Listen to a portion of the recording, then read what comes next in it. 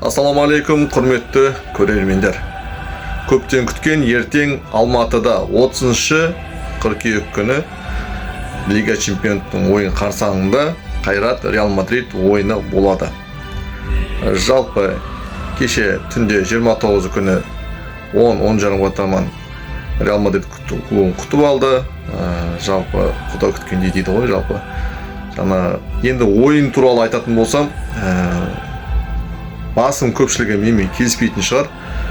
Менде кішігірім қандай да бір сенімділік бар. Қайраттың осалдық танытпайтынына, алдағы өткен ойын Спортингтен үлкен сабақ алғаны Рафаэль Оразбақтиннің және жақсы қарсылық танытады деген ой бар.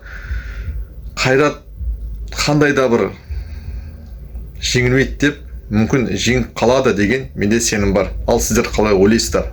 Парақшаға тіркеліп кетіңіздер, ойларыңызды айтыңыздар.